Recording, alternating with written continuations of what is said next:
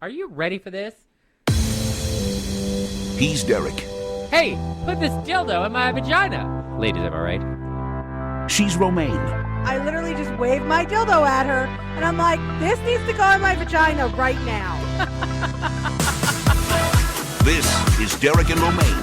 2.0, bitches!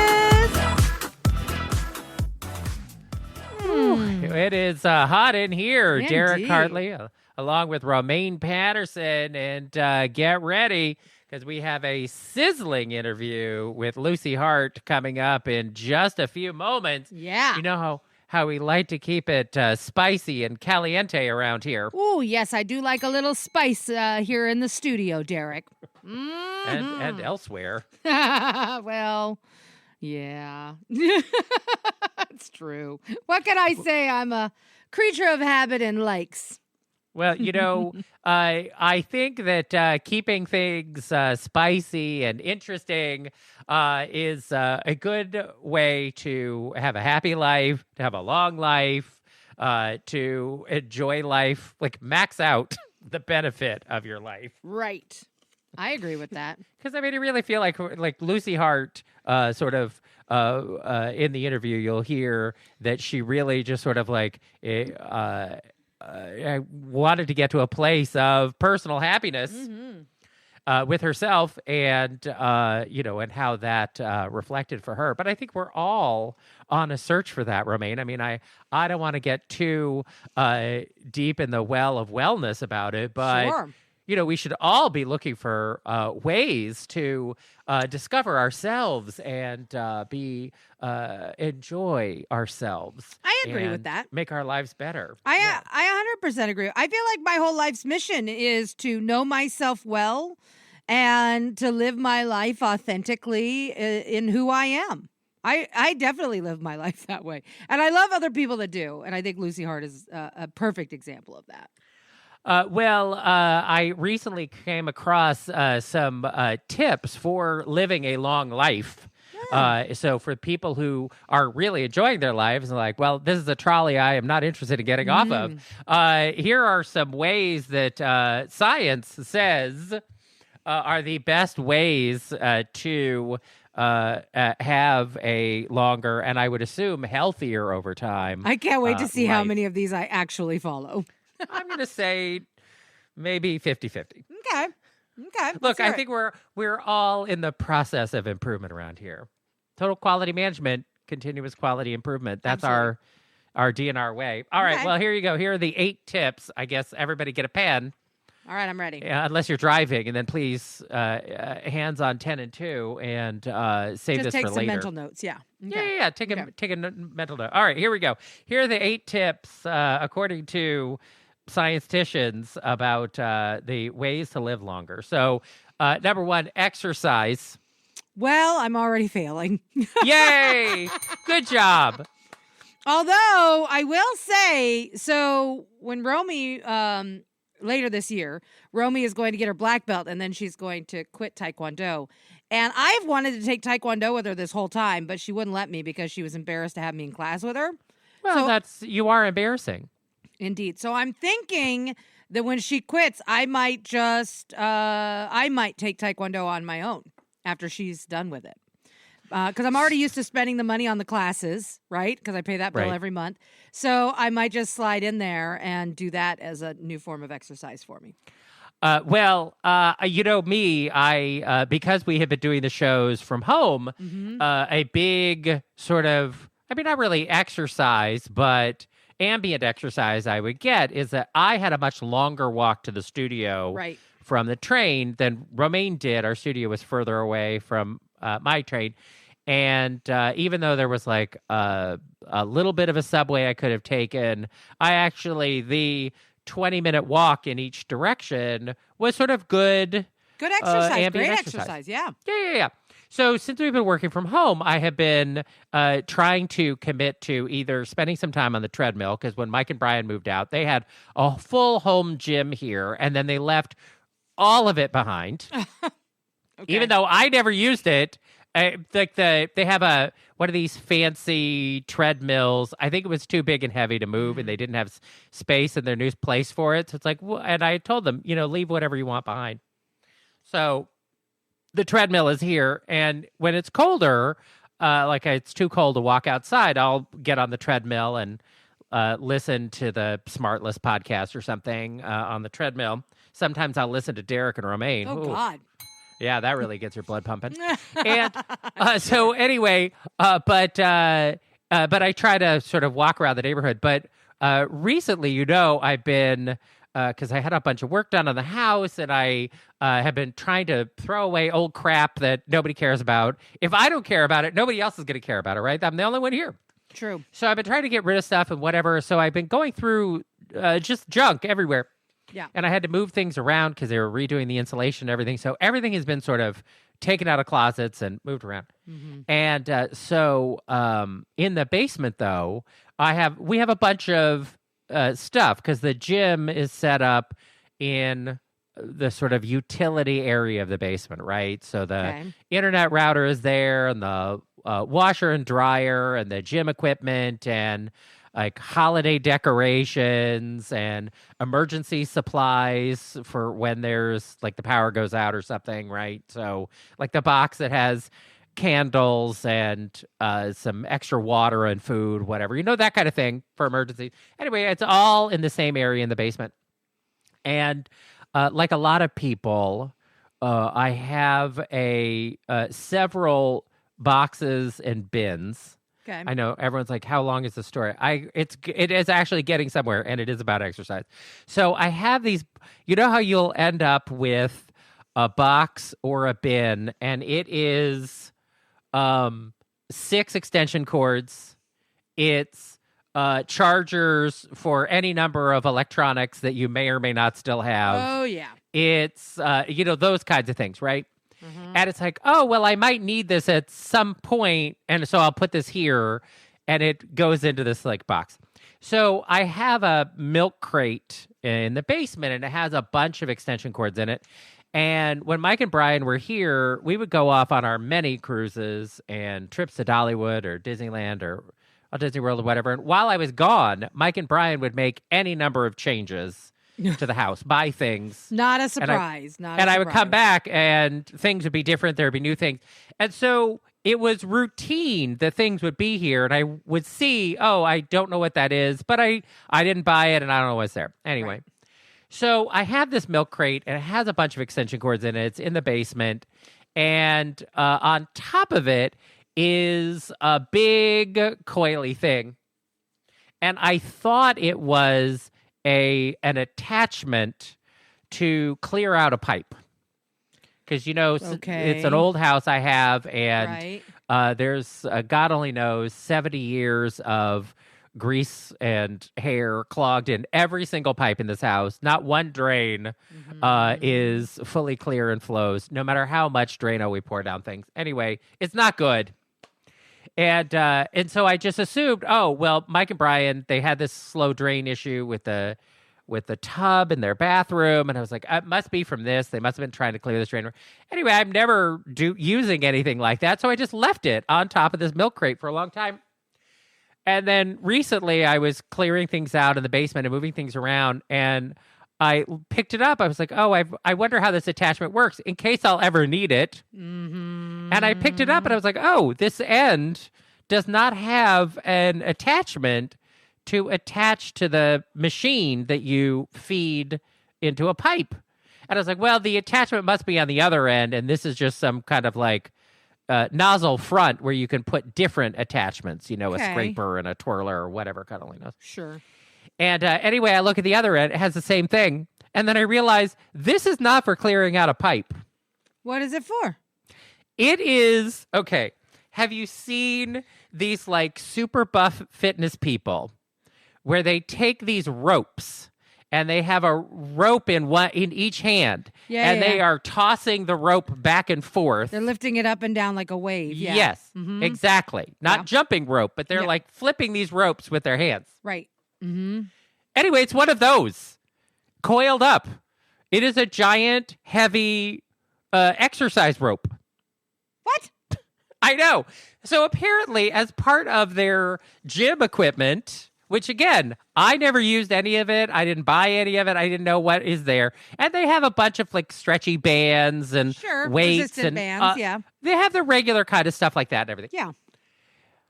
But this was over in another corner, I guess, because they didn't have a place to put it neatly in the gym. So they put it with this in this other area of the gym, or maybe they used it once and hated it and never used it again. Anyway, so I just discovered it. You know, they moved out over a year ago. Yeah. And so I don't know. I've never had giant arms. So maybe You're going to start doing the ropey thing? Maybe, but I think I've seen the videos of these buff guys that do it and everything, and obviously, I mean, it must work. Oh, no, it's a very good workout. Yeah. Yeah, it just looks ridiculous to me. Okay. I mean, when you see the guys doing it, it looks ridiculous. Also, I'm very worried about throwing out my shoulder. Like, is that a real thing? Should I be worried about that? I don't think you need to worry about that. All right. Well, anyway, They're I'm not delicate, that heavy or that hard. I think you could. I'm so petite. Oh, my God. What happens? Anyway, so there you go. So exercise. That's my story about exercise. Okay. So I'm not exercising, but maybe I will. I'll add that perhaps to my routine. And you should. Maybe I will re-gift this rope to you. It seems like the kind of thing Iris would have done. You don't need to give me one. I have one. We have all of that stuff from when Iris owned her gym. Iris has more workout equipment than any human being you know. And it's amazing, excellent equipment. Trust me, she has plenty. Okay. All right. Well, anyway, I guess I'm going to try it. Okay. I don't know. It seems silly, but can't wait. I most of the time any kind of exercise looks silly to me, which is inhibits me from actually doing it, even if there's nobody to see it. Okay. So anyway, so of the 8 tips, we've only done 1, and it's been 40 minutes. Okay. So exercise number 1. Number 2, no opioids. Well, that's easy. I don't do that. So right, me neither. But that is a big problem. The opioid crisis is a big health problem. So, and it is significantly killing people in their 20s, 30s, and 40s. I mean, San Francisco is basically people are just dying in the street. Yeah, it's terrible all the time. So don't even if you have a little pain, just hump it out. Yeah, you're better off. Yeah, you're better off. Just never start exercising, then you won't have any pain, then you won't take any opioids. Okay, so exercise, no opioids. We fixed the world problems, Derek, in 5 seconds. Okay. We really are zipping right through it. Okay, and no tobacco. Well, I don't do anything with tobacco. I mean, I smoked for a short time in my early 20s, but that was just stupid. I think I was just trying to be cool. I don't vape. I don't chew tobacco. I don't smoke, so I think I'm safe there too. All right, so I'm 2 for. I agree. I'm 2 for 3. All right, so you have 2 out of 3. So good. All right. Okay. Manage stress. I am stressed out. I am. Yes, I'm bad at managing stress. My body does not cope with stress well. Stress probably will be what kills me, because my body just does not. It never has handled stress well. So, but I've gotten better. I certainly have adopted methods of attempting to handle my stress instead of just ignoring it and letting it pile up until I die. So I think I'm better than I used to be, but I'm not great. All right. Well, I think actually, going to therapy, I think probably reduced a certain amount of stress because I would imagine that, a lot of the stress is I have a teenager. I mean, that is stressful. Yeah, because I don't personally have that stress. I mean, I stress like our overall business all the time. Right. I'm the one of us that stresses our business because Romaine and I like to divide our duties. Yeah. So I don't that's care my work job. Stress. Yeah. I'm like, what's gonna be is gonna be. Yeah. Anyway, but really, other than that and worrying all the time about what new thing will break in my ancient house. Other than that, like I have no stress. My life is great. Right. And I honestly, I shouldn't worry about things that are what ifs. Sure. Because that's pointless. And anyway, but I'm pretty good at managing stress because I don't have a lot of stress in general. If anything, I should probably be more be motivated to handle things more. Like, not less. Anyway, okay. So there you go. Exercise, no opioids, no tobacco, manage your stress, eat plant-based food. Okay. No. And she's dead already. I'm not going to do that. Now, I have added, again, I'm getting better at this. I eat more plants than I used to. They certainly are a staple in my diet, but they are not the only thing in my diet. I could never be a vegetarian because I like chicken and I like steak just too much. I like them too much, so I'm not giving them up. And so no, I can't. I will eat more plants, but I'm not eating only plants. Well, I have not. I'm not eating a plant-based diet at all. But I have tried to reduce the amount of meat that I consume. I'm one of these people that psychologically, I feel like it's not a meal if there isn't meat in it. And, breakfast is fine. I can have a meatless breakfast. But if I had a meatless breakfast and then I have like a salad without any meat in it for lunch, then my body starts to get panicky of, oh my God, when am I eating meat again? And I know it's psychological because it's not like my body is craving a sirloin.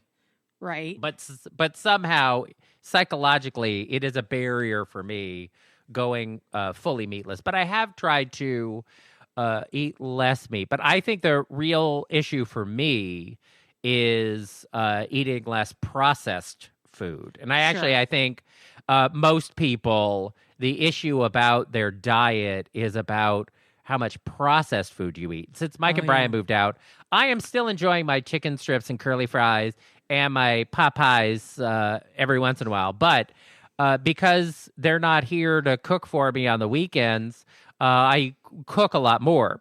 And so since I have been cooking a lot more, I let myself eat whatever I want as long as I made it, right? So that makes even sense. if I made a batch of cookies, I can eat cookies, whatever. I have to imagine that it's better for me, homemade baked cookies, even if I eat, 6 of them in a sitting. Right. For example, it's probably better for me than eating one processed thing of similar size, right? Right. So so my focus here is I try to have a little less meat in everything that I eat, although I love cheese. And then I try to just make my own thing. So like in the morning I make, I'll make a fruit muffin or something in the morning, and I'll have 2 of them, which I probably should only have 1, but no. But I make them. But compared to what is in the sugar and processing and God only knows what other like sketchy oils are in the snow donuts that we get, it's significantly better for me. So yeah. So that has been my thing about eating is I allow myself to eat anything that I make. So I think after this is over, I'm gonna bake a chocolate cake and eat the whole thing in one sitting. Because why not? Yeah. All fresh ingredients, he said. Okay. Okay. We got to get through these fast because we got Lucy Hart waiting in the wings. Yeah, we do. Okay. And then no binge drinking. I don't really binge. I barely drink anymore. Yeah. So same. it's a few here and there, but no, there's never any binge drinking. No, I definitely in our 20s, no names, but we definitely in our 20s were known to tie one on. Oh, yeah. But I'm not, but that was about, I'm out with my friends, we're out in a bar, and we're in a bar for 6 hours, 7 hours. Right. And even though you don't think, oh, I sure am drinking a lot. I mean, you're there a long time, and there isn't anything else to do in there but drink and flirt with people and whatever else. So if you're there for 6 hours and you're dancing around, whatever, you're going to be drinking a lot. But I'm not doing that anymore, so I'm not really in a situation where that's going to happen. And even on the cruises, because I still don't our drink group, a lot. they want to see me drunk and messy because they want to see me be a mean falling down drunk. I think they just want to see you cut loose because you don't. I have been cutting loose on the last few cruises. You've gotten better, I will say. There have been a couple moments where I was like, what is happening with Derek Hartley? I know. I try to have a little bit more fun. It's nice to see. Yeah, but also we're working. So I'm trying to also protect our business by not being like a sloppy business owner. But then again, people are there for fun, and I want to be part of the fun. I don't want when I walk in, do people think, oh no, now the fun's over. Derek's in the room. Right. Agreed. But I don't think you need to binge drink in order for that to happen. And we have a sober contingent of people who go on our cruises who don't drink at all. And I also try to respect that too, because I was in a long relationship with somebody who was sober, and while we were together, I barely had anything to drink. Certainly never at home, right? Because it was very triggering for him. And so I was like, well, I guess I just won't drink now for the entire 3 years we're together. And so that was fine. So it's fine. I don't actually mind doing that in situations where, if other people are sensitive about it, it's like, I don't need to drink. Agreed. To have fun. So we're in the good place there. All right.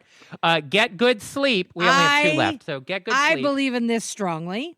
Yeah, me I too. am a firm believer in getting good sleep. I don't get the quality of sleep I'd like to because my wife snores.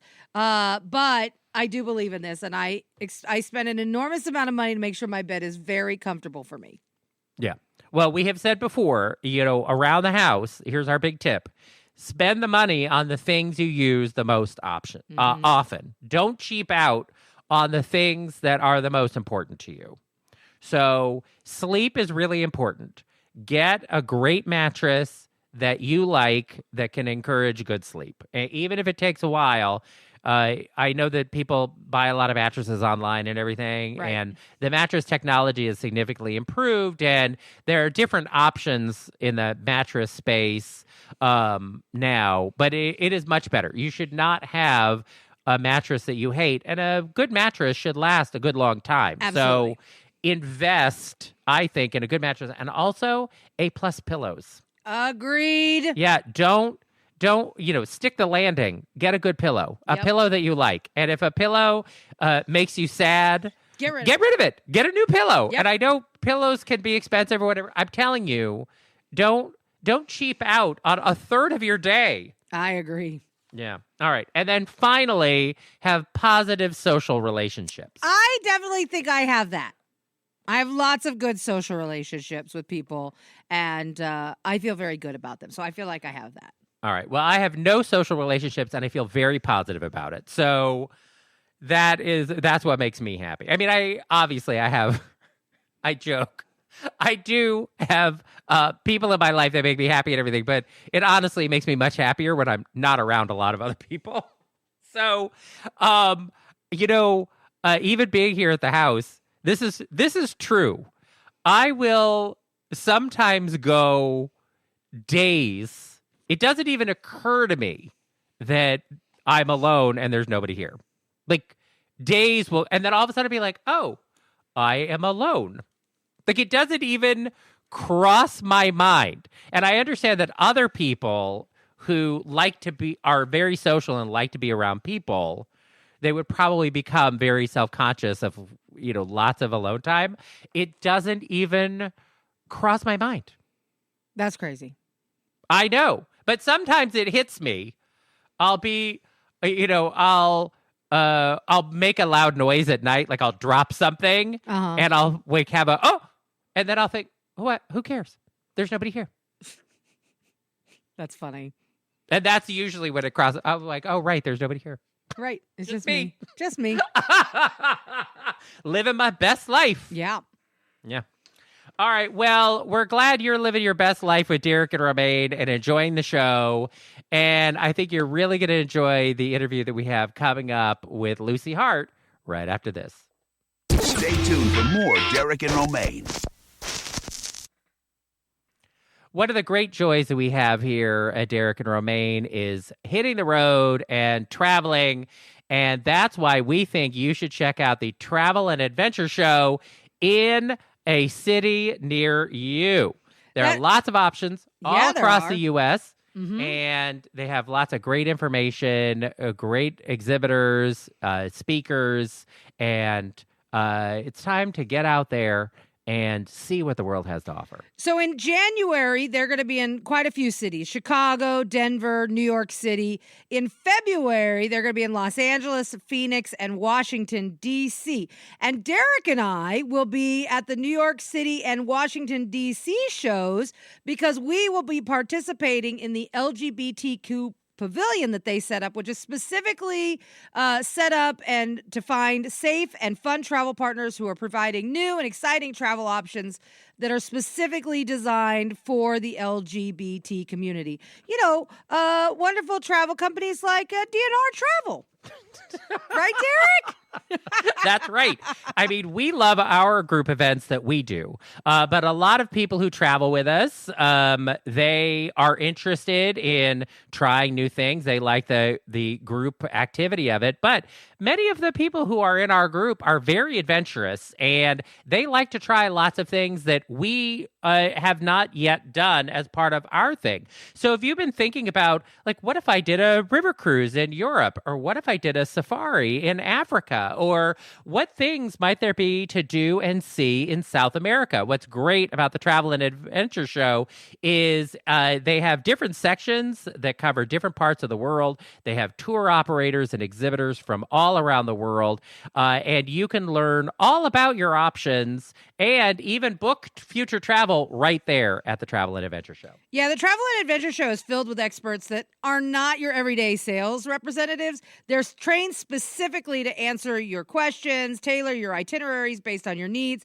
and they provide trusted booking options to help get you on your way. If you've got a dream vacation that you've been dreaming about your whole life, I guarantee you're going to find someone at the Travel and Adventure Show who's going to be able to make those dreams a reality. So if you are ready to book the vacation of a lifetime or just get advice from one of those top travel advisors, then book your ticket to the Travel and Adventure Show today. It's very easy. You visit travelshows.com. That's travelshows.com for a full list of the cities that they're going to be in and shows near you. And don't forget, Derek, to come see us.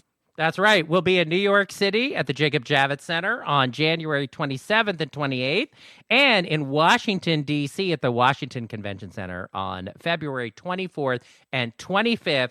Go to travelshows.com for tickets and information, and come see us at the Travel and Adventure Show. DNR 2.0. Derek here, along with Romaine, and joining us now, it is adult star Lucy Hart with us. We are not related, even though our last names are close. I go all the way to Hartley. But Lucy, just straight up with Hart.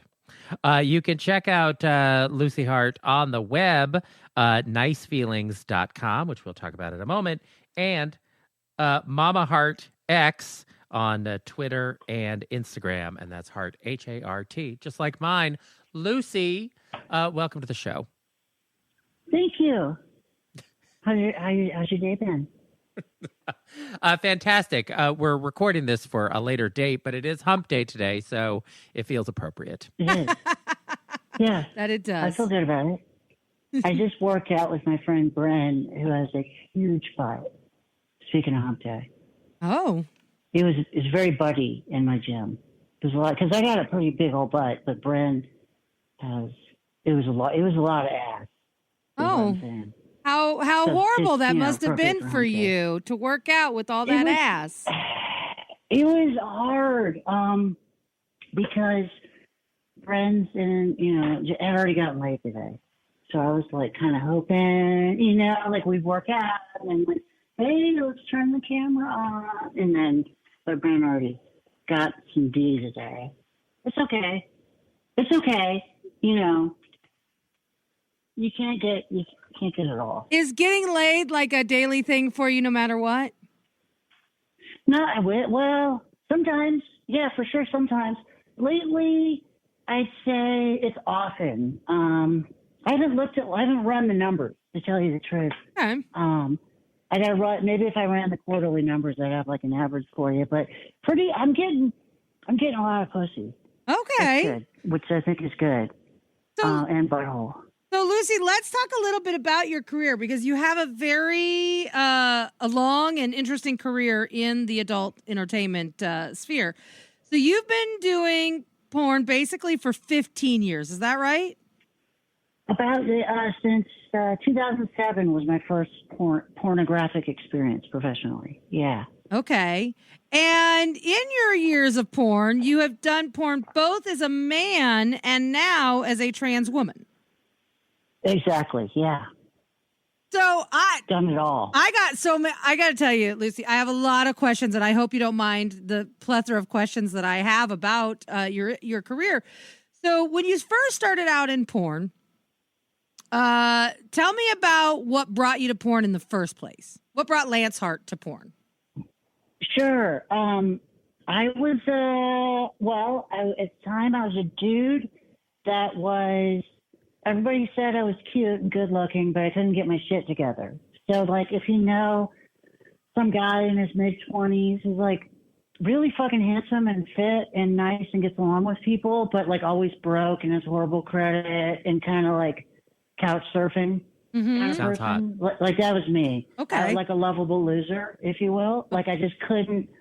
And I worked every day. I would get fired from a job at a diner and that afternoon get a job as a valet parker. And then I would get fired from there, and then that day get a job at a coffee shop. You know, like I didn't take a day. And if I didn't have a job, I did day labor. Like I just worked. I wasn't lazy. I was just incompetent. Okay. So I go, you know, I'm trying everything. I probably had like 42 jobs or careers. I went to college, got a degree, tried jobs in suits, did it all. And I just couldn't keep a job because I just wasn't, I don't know, I didn't fit anywhere. And then someone asked me to jerk off in a movie. And I was like, well, how much does it pay? And they're like $1,800. At the time, in 2007, $1,800 was, it was a lot. It was That's enough. a lot of money to jerk off. Yeah, right? Especially if you're doing it for free all the time. And I was all the time. Like, people, when you're young and people are like, oh, you'll figure out what you want to do for a career. Do what you love. You'll never work again. People say that, right? Like, oh, just do what you love. And I would think, well, I don't know. I guess I don't love the gym. I work out a lot. I love hanging out with my friends. You can't get paid for that. The honest answer of what I loved was porn. Like, I really loved porn. I jerk off to porn. I mean, every night, hours. I would look at fetish porn and kinky stuff and mainstream stuff, all kinds. I knew I was so deep into porn, but I didn't have anyone to talk to about that because it's like, you know, private time. Anywho, someone asked me to jerk off in a movie, and I did it, and they were like, oh, my God, you're so good at this. And it was the first time, one, any employer had ever praised me for being good at the job. Two, they wanted me to come back. Three, I really felt like I was good at it, you know? Yeah. And I was like, who isn't good at jerking off? And they're like, well, honey, if you've seen what we've seen, you know, all right, like you're good at this. And I was like, okay. So they put me in a contract, and I was a gay porn star from there on. For like 2 years, I was with Sean Cody. And it was the first time I found something I was like really passionate about that I loved. And you could be creative and silly and work hard. I like working hard. And that's the thing in sex work. You have to work hard. Otherwise, you're only going to make it so far. I just didn't find my niche yet. And that was it. I was like, I don't know, a lot of people do porn for the money, or maybe they want a following, or maybe they're just horny. It is it's why I'm here. It's my art. Like, it's my passion. Okay. So, I'm lucky like that. And I never looked back, never got a job since. Just, I knew, you know, started a porn business since then, sold it. I've had a few porn businesses. Currently, I'm running Nice Ceilings and my own stuff. And I do other stuff. Like, I'm in a horror movie coming up. I'm in a mainstream movie and other stuff. But my passion's always going to be making stuff that people jerk off to. Okay. You know? So you start your career as a gay porn star. And I imagine, and you can correct me if I'm wrong, but I imagine that being a part of the adult industry, you know, you really have to look at your sexuality, your gender identity, your sexual expression, because there's a lot of trying new things, let's say, in the adult industry. You know, you're always given opportunities to try new things, to do this, do that. So how did that lead, or how did that impact your conclusion that you needed to transition from Lance to Lucy? For me, it was slow. I think every trans person has a different story for the why. Sure. For me, I was 42 years old by the time I said my head came out of my butt, and I was like, "Whoa, okay, I'm a woman." You know what I mean? Like it hit me all at once. But everybody's different. When I decided I was going to transition at 42, I called my friend Casey Kisses, a trans porn star. We're buddies. I didn't know who else to call. I called Casey, and I go, Casey, I'm transitioning. I'm a trans woman. And Casey goes, "Oh, why? It's so hard." And then she was just kind of fucking with me, but also being real because it is very hard to transition. Sure. And then she goes, "Never mind. Forget about the why. Don't tell me why. You don't need to tell anyone why. We all have our own different reasons." And I was like, "Thank you." And that was the first conversation I had about it with anyone. And I think that's legit. I think Casey's onto something. We all have our own thing, like I have trans friends that are trans women and say I am a woman, and they have a vagina and like da da da. I'm not like that. I'm a girl with a dick. Like I walk around bulging in tight pants. That's why I live in New York, because I can. If I lived in Texas, I don't think I could walk around with tight pants and a dick bulge, but I can do that in Brooklyn. Sure. And it's like normal, and chicks dig it, like it's cool here. So like, I don't know. It was porn definitely gave me exposure to how, like what you can do transition wise. Like I had friends going through surgeries, doing this or that, skincare, hair removal, all the process stuff. Like I knew a guy who knew like the best hormone doctor in the world. So I had access to that. So I'm very privileged because of porn to have access to the care for that. But the reason, I don't know. And I wonder sometimes, like, what if I never would have transitioned? Would I be happy? I actually don't know. But I know I am very happy in this body. I fucking love it.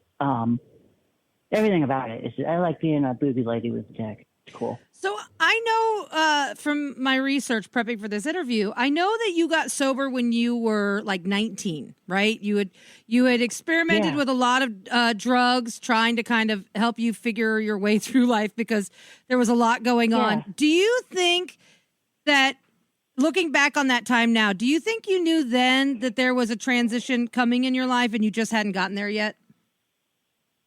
I didn't, I haven't thought about that. Like, how far back did I know? So when I was a real little kid, my best friend, Joanna Brown was her name, was a girl. And so I put on her swimsuit one day because I thought that made sense. And the grown-ups were like, "Don't do that." And I was like, "Oh, okay. I didn't know." But I like to play, Joanna's game. Like, I like to do the girl stuff. And then I was kind of told, like, "Hey, you're a boy, don't do that," which, it was the best at the time in the 80s, different time. Some parents did. Yeah. Everybody's just looking out for you, you know what I mean?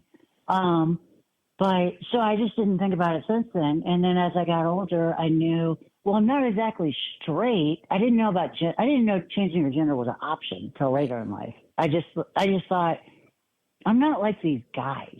Like the guys I know from work or school or stuff like that. Like I don't think like them, and I don't react to life like them. But I don't really react to life like a woman either, but more like a woman than a man. Gotcha. But I'm a man. But I looked like, you guys, I was the fucking spokesmodel for Playgirl. I was like what some people say, "Oh, that's what a hot man looks like." That's what I look like. Mm-hmm. So it was very, it seems like, well, it would be silly to not do the, quote unquote, throw this away. All these the privilege and perks of being a pretty man. I was like kind of milking it, I was Sure. like, well, that's kind of what I got going for me. So, but I knew, like, one thing that porn helped with, in porn, I would fuck people as Lance, and they would call me daddy because I looked daddy. I was just very daddy look. I had a hairy chest, lots of muscles, did man stuff. You know what I mean? It's manly as fuck, man. And I was very paternal. Like, I take care of people a lot. Like, in between shoots, I'm cooking for people and like putting blankets on people and taking. I'm just very now. I know I'm motherly, but at the time, people thought I was very daddy. But they would call me daddy, and I would be like, I would say, oh, thanks. Like I would think, well, that's a compliment. I should take it like a compliment, but it didn't. It always felt gnarly. I was like, I'm not. I wanted to say, like, don't call me daddy. I'm not your daddy. Like, I don't know what that. It didn't ring right with me. Right. You know what I mean? Does that make sense? Like Yeah. It was like, I guess it'd be like if someone's fucking you and they think it's hot to call you a dirty slut, but you're like, don't call me a dirty slut, like for whatever reason. Yeah. Like, call me a good girl. I'm a good girl. I'm not a dirty bad girl. Like that. It was that kind of a vibe. And now I'm like, oh, this is so much more fitting. Like I like it when I'm attracted to femmes. So like when a girl calls me mommy, I'm like, oh, call me mommy again. Call me mommy again. Fuck yeah. I will make you cookies. Girl, I will like make your lunch in a brown bag and I will fuck you. Like I like that. Like I love that. It fits. It's like, so much better. That's amazing. But it does seem like, there were sort of clues along the way, but it really was, they didn't all coalesce into sort of one thought or idea at the time. But, in retrospect, you can look back and see there were points along the way. There were points along the way. There was a time when I was probably 40, almost 40, something like that. And I was doing the drive from LA to Vegas, which is when you live out west and you're born, you end up driving across the Mojave Desert a lot. It's just a thing because the porn's in LA or Vegas. So that's, if you listeners, if you haven't driven across the Mojave Desert from LA to Vegas, it's beautiful. You should do it once in your life while the sun's out. Don't do it at night; it's boring. But while the sun's out, it's beautiful, right? So I'm doing that drive. It's about a 4-hour drive, and it's just scenic as fuck. I mean, mountains and rock. It looks like Wile E. Coyote's just going to be right there. It's so cool. And I'm with my buddy, I'm with Natalie Mars. And Natalie's a really, really, big porn trans girl, big name. And we're buddies. We work together all the time, me and Natalie. We used to when I was Lance. So we're just chilling in the car. It's a long conversation. And I found myself, Natalie's telling me about transitioning because we're talking. And I was like, yeah, I relate. And she goes, you relate? And I go, well, yeah. And I didn't think about it. We're like, yeah, I mean, I'm positive I'm a trans woman. I just think I'm putting it off and maybe I'll never do it. Like, because it's easier to just be a guy for me. But I definitely would prefer to be you. I just don't know if it's in the cards for me. And she was like, huh, okay. Like, she's cool. So she let me have the space for that and, like, didn't, she's a good friend. She's a good friend. She didn't, like, deduce anything. So, but that definitely sticks out to me as a memory where I'm like, and then I went on about my day as Lance and doing man shit and all that, being a whatever, husband, business owner, all the old man shit I was doing. And, but later I was 42 years old. I was in a hotel by myself. I hadn't had alone time in a while. That's where life was at. I was around people all the time. And I had a little alone time in a hotel. And I was going to jerk off that night and really do it right. Sometimes you jerk off like, I just getting it done. Yep. Just cleaning the pipes. And then sometimes you're like, hey, we're lighting a candle tonight, baby. You're talking to yourself. Like, we're just really taking care. We're going to really dig up some good, dirty videos. And we're going to, like, maybe read some dirty memes, like really get into it, like get weird, right? And that night, first time in my whole life, for whatever reason, I shaved my legs, which is weird because I was a man that wore pantyhose and fishnets and panties under my Levi's. Never thought that was weird, right? People celebrated it for Lance Hart. They were like, Lance is gender bendy. He's like so masculine, but he's gender bendy. That was the thing. That's how I made a lot of money. But I was like, fuck it, I'll shave my legs, see how that goes. And I did, and I didn't think anything about it. And then I looked down and I saw my silky smooth shaven legs, and I was like, I'm a woman. It's something about that just clicked. And I was like, because from my point of view, looking down at the legs and my dick, I was like, this is me. I feel like I just pulled the mask off. Wow. And I was like, whoa. So I told, whatever few people I was really, really close to at the time. At the time, I was working so much that all my friends were basically on my payroll. You know what I mean? Like one of those things, like my birthday and Christmas was like all people that I worked with. Which is fine. I mean, that's fine. But I didn't have a lot of people that I felt like I could be close to. Because it's different when you're paying somebody. You know what I mean? Sure. Yeah. I want to ask you really quick. Were you scared that because you were working a lot as a very well-known gay porn star at the time, even though you were gender bending and doing all these cool things, Lance, Lance, were you scared that all of that would go away if you transitioned? 100%. I knew it. I was convinced, actually. I was like, well, because once I knew, here's the thing. Once I knew, after I shaved my legs, and I was like, fuck, mask is off, gig's up. I'm a trans woman. That's it. Am I going to keep, now I'm lying. Right. Because when I wasn't aware, I didn't feel like I was being dishonest. I just was like, there's something about me that I'll learn more about. That's what I would say if people really asked me. Sure. Like if I was talking to someone who's like just came out as non-binary, often they would ask me because they knew I like wore fishnets and stuff. They'd be like, "Are you non-binary? What's your deal?" And I would always say, I just don't know. There's something about me I don't know. Like remember during the pandemic when everybody put their pronouns on their Zoom? Like it was like very uncool to not say she, her, they, them, he, him, whatever. Right. Everybody started doing that. I was the only motherfucker that didn't do it. And nobody gave me shit because I was Lance Hart. I was like pretty gender bendy and hip and stuff. So nobody ever said anything to me about it. But I knew, I was like, I don't know what to put there. And I thought that was peculiar, but I was like, well, there's something about me that I'm going to learn. I don't know what it is, but I sure as shit ain't he, him. And I don't feel like I don't know what I am. You know what I mean? And then you shaved your legs. Look like a her. And then you knew. And I shaved my legs, and I was like, she, her. What a son of a bitch. I got to pick a name. I don't have a name. What am I? Oh. And, I was scared. The most scared I've ever been in my life. And before I got sober, I'd been homeless. I mean, I've been through some shit. I've done BDSM in the shadiest situations when I was younger. I mean, I've been through some scary shit. Nothing has come close. I've been robbed at gunpoint, attempted kidnapping. Been through some shit.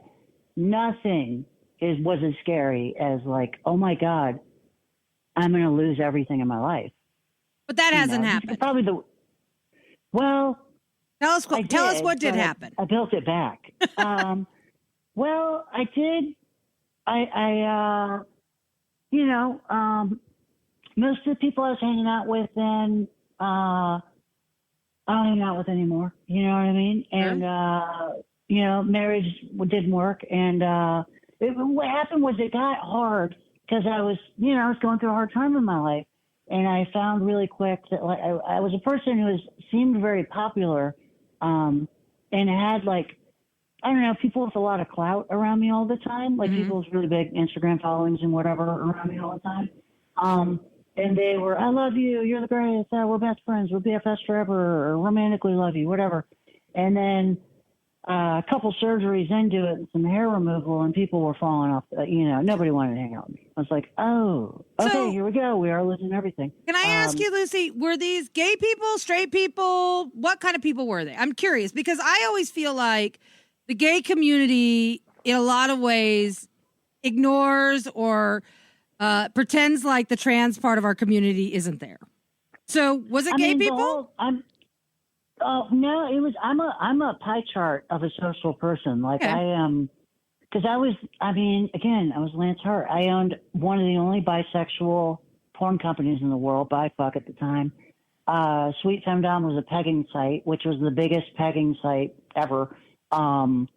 And that pegging isn't exactly gay or straight. Now it's straight, but for a while, people were like, what do you call pegging? A girl fucking guy with a strap on. Is that gay or straight? What is that? I was a question mark. So my social circle was a little bit of gay, a little bit of straight, a little bit of non-binary, a little bit of social media influencers, a little bit of porn stars, a little bit of hookers, a little bit of spiritual people. I mean, I do spiritual shit. So some of those people, like, real mixed bag of, business owners in porn, I hang with those people, like people that run the big porn companies and stuff like that, because I owned a big porn network, and just a whole cross section.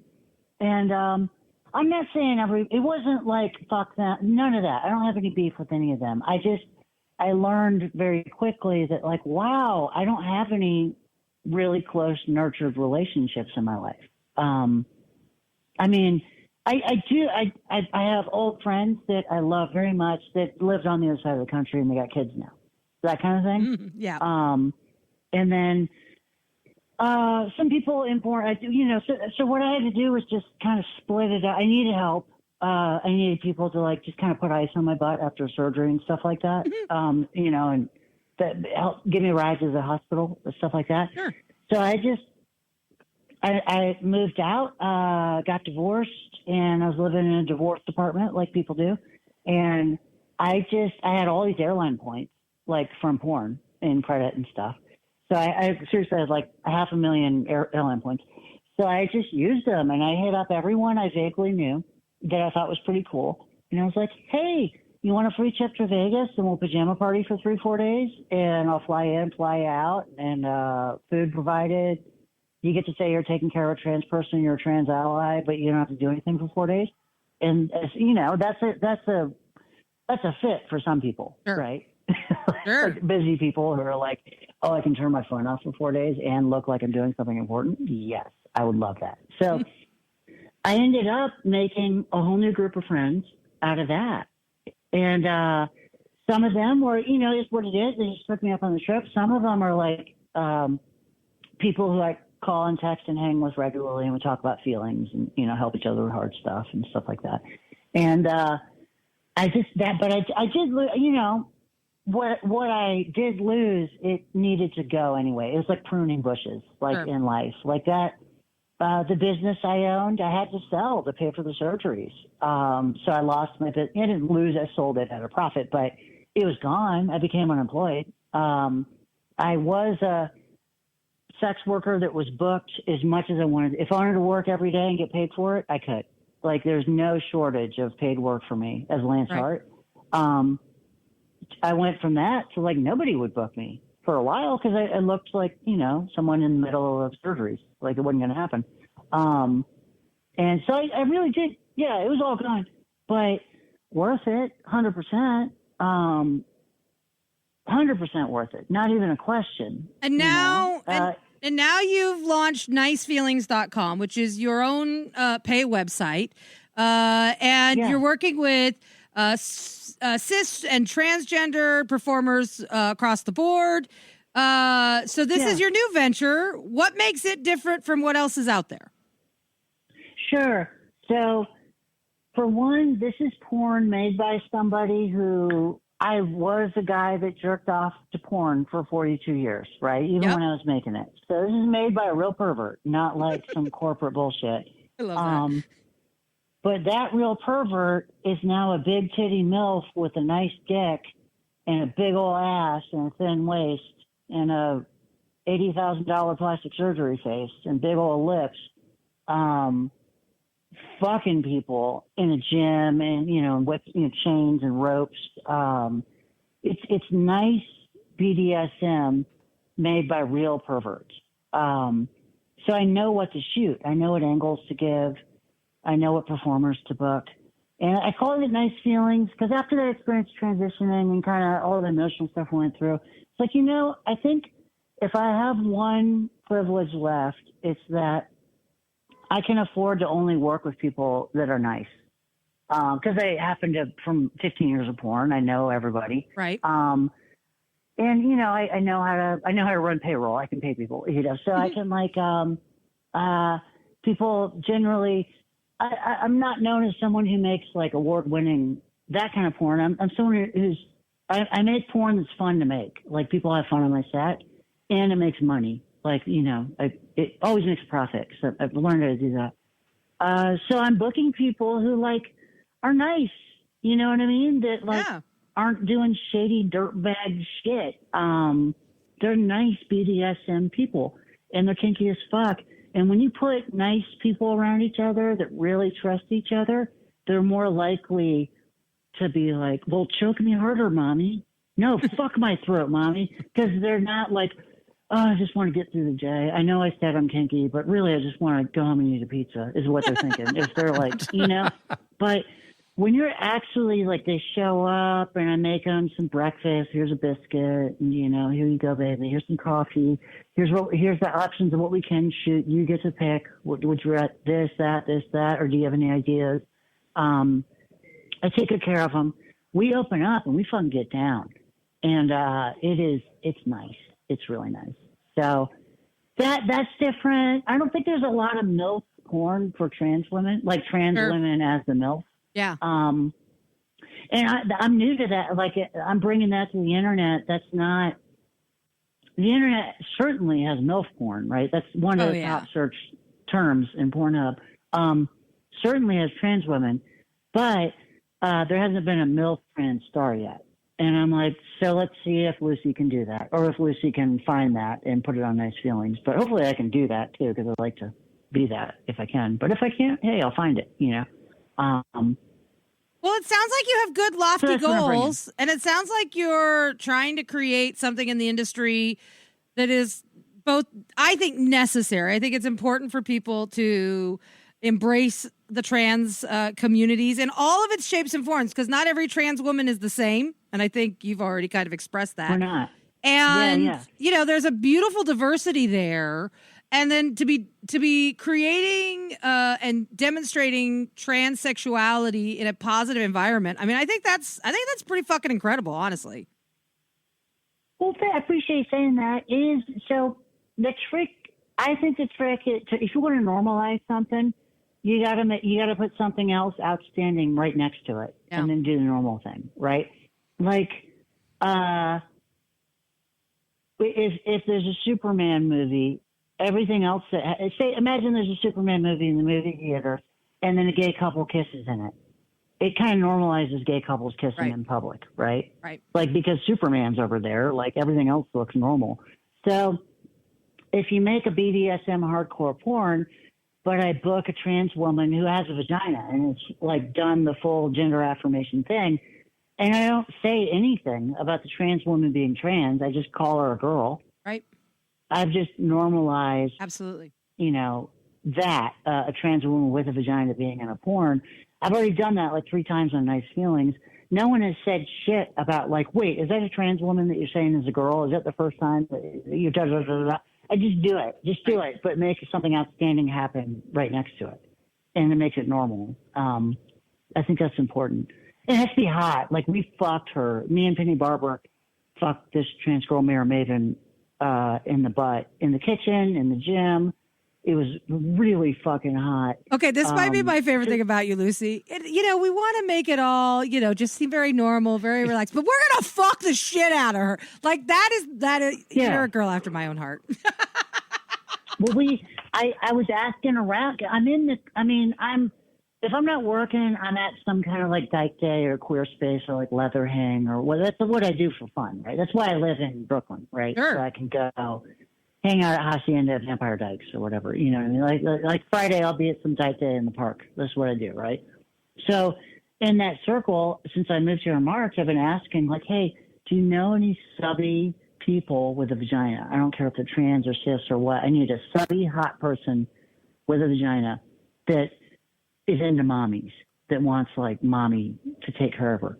And I asked, someone was like, Mira Maven, you got to get Mira Maven. So Mira Maven lived in Philly. Mira came out and we made some porn, and I made sure, like, Mira, you really into the mommy thing? And Mira's like, yes, mommy, please. And so I had Penny Barber come out. Penny Barber is top tier MILF. If you don't know, Penny Barber is like mommy, like big titty mom, sundress, slut. Just, she's so hot, right? So we mommied the fuck out of Mira Maven. And Mira Maven happens to be a trans girl with a vagina. And it's just really, but it wouldn't have worked if Mira didn't really want to get silk fucked. Right. You know what I mean? Or if Mira didn't want to get hit with a wooden spoon in the ass while she's licking Penny's pussy. Like if she's just tolerating it, it wouldn't have worked, right? She had to be into it. So that's what made it hot. Well, to bring it back to the beginning, I think you should normalize this big butt workout. I think there's something there. Thank you. Thank you. It's what we did. So I have a gym in my basement. It's my dungeon gym, is what I call it.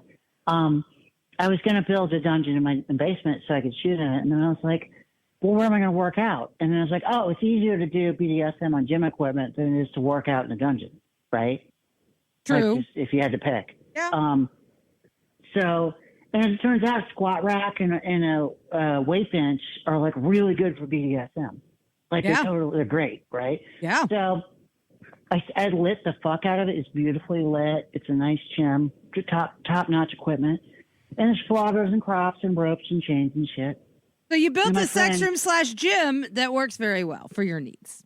It's a fuck gym. It's a porn set. It's a gym that also I can do BDSM. Now I hope everything gets wiped down between workouts, whatever kind of workout it is. I clean it. Yeah. Oh yeah. You clean. You gotta clean. I'm a clean freak. You gotta clean, right? So my friend Bren Michaels is Prom Queef is her name on the social media. So Prom Queef comes over, and Bren is like a big booty, thin waist, big titties, but just slut, right? And she comes over. She texted me this morning. She's like, "Hey, can I come work out in your gym?" And I was like, "Fuck yeah," because I'm just doing this and putting porn on the internet today. I was like, "Great." So we both put on matching purple leggings and crop tops, and we did our squats. And Brent got down with a Bulgarian squat, like split squats and all that kind of shit. And we filmed it. And then next thing you know, I'm naked. And we're filming that. You know what I mean? It's just kind of, it's important though. I think. Yeah. Gym sledding. I don't know where I'm going with that, but just, maybe you're starting a whole new thing, Lucy. Maybe you're starting a whole new thing. We were almost there in the 80s. All right. When Jane Fonda was wearing like leotards and pantyhose, which I would consider fetish wear. Like that's so hot to me. And then everybody was doing jazzercise and wearing like thong leotards and shiny pantyhose and like sneakers and like headbands. And they were like doing pelvic thrusts. Like, and that was like normal. That was like, oh yeah, I'm going to work out. I'm going to go hump the air in my thong leotard and shiny pantyhose. They just didn't get their pussies out and start fucking. They were so close. So close. So close. So I'm bringing it back. I'm bringing it all the way. I'm crossing the finish line with it. Well, our listeners can check out all of the stuff you're doing at nicefeelings.com. Lucy, I have to tell you, you're a delight. And I have loved having you on the show. If they go to lucyhart.com, it's so much easier. Everything's there. Okay, good to know. LucyHart.com. They can book me as a hooker. They can do whatever. Like, it's all there, right? It's good to know. LucyHart.com. They can get to a free Pornhub video. Watch it, jerk off for porn for free. Just subscribe. You know what I'm saying? It's all there. Amazing. So check out nicefeelings.com, and also you can find Lucy Hart, H-A-R-T, in social media, Mama Hart X on Twitter and Instagram. You're listening to Derek and Romaine. Can't get enough of the show? Follow them on Twitter at DNR Show or like them on Facebook. And don't forget to tell your friends to subscribe to DNR 2.0 at DerekandRomaine.com.